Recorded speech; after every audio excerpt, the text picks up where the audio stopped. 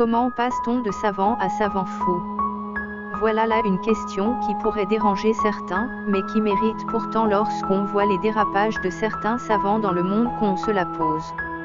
Un savant par définition c'est quelqu'un qui cultive le savoir et qui possède un certain savoir-faire théorique et pratique dans des domaines aussi divers que variés. Par exemple dans des domaines comme la politique, l'économie, le social, l'environnement ou la religion. Pour beaucoup d'entre nous les savants ne sont pas des gens ordinaires. Bien au contraire, ils sont souvent vus comme des personnes, des personnalités ou des personnages extraordinaires, voire même pour certains comme des extraterrestres. La plupart des grandes civilisations se sont développées grâce à l'apport des sciences mais surtout grâce au travail de nombreux savants. Un savant est par définition du bon côté de la lumière contrairement aux savants fous qui utilisent le savoir qui a une portée vertueuse pour accomplir ses vices. Dans le monde scientifique les savants sont plus que des stars, ils sont des génies. Ils sont des êtres qui peuvent émerveiller le monde par leurs travaux, mais également qui ont la capacité de le faire avancer positivement, contrairement aux savants fous dont les ambitions sont souvent personnelles et obscures.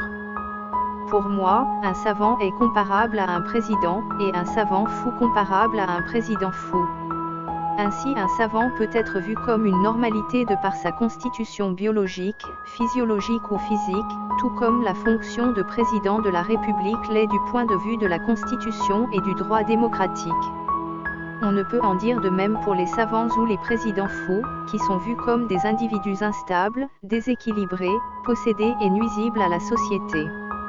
À titre d'exemple nous avons Isaac Newton, Albert Einstein, Galilée, le roi Salomon dont leurs statuts de savants sont difficilement contestables, tant leurs théories ou écrits ont façonné l'histoire du monde moderne et contemporain.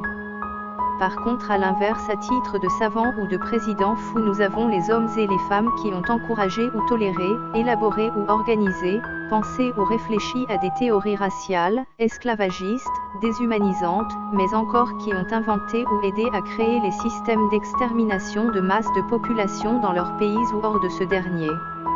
Les savants fous, vous en connaissez peut-être dans votre pays, votre ville ou votre quartier. Certains diront que les savants fous ça ne court pas les rues. Je le leur concède. Mais que les présidents fous par contre nous en avons vu tout au long de l'histoire de nos différents pays. Cela est peut-être dû au fait qu'alors que les présidents sont très médiatisés les savants même fous n'aiment pas être sous les feux des projecteurs. Mais comment passe-t-on de savant à savant fou? Certainement de la même manière que l'on passe de président à président fou. À ce sujet il faut dire que la fonction de président est en droit universel une fonction normale, contrairement à celle de président fou qui est une fonction anormale.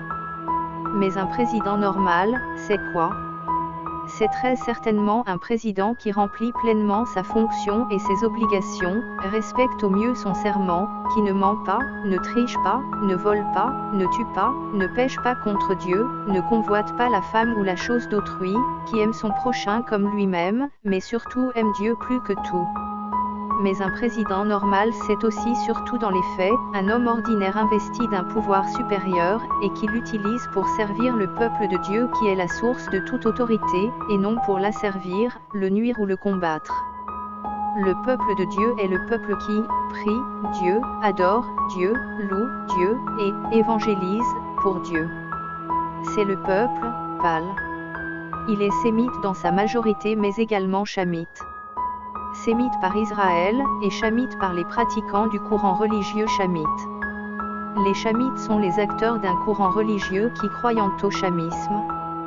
Le chamisme est une doctrine chrétienne qui veut que la restauration du peuple noir passe par la restauration de l'intégrité du personnage biblique de Tchem, dont l'image a été salie par les suprématistes blancs pour des motifs obscurs.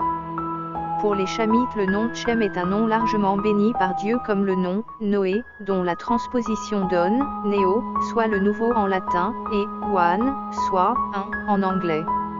La preuve de la bénédiction du nom Tchem résiderait dans le fait que ce nom est composé du C, tiré du nom Christ, et de la racine Am, extrait du nom Abraham. Mais le nom Tchem serait aussi un nom béni pour les chamites, car il est la racine du mot champion. Ainsi il est une grande source de bénédiction et de fierté pour les descendants de Tchem ou tous ceux et celles qui se revendiquent de sa lignée, en particulier ceux qui prônent le chamisme d'État dans la nation. Par Maël Combila au carré.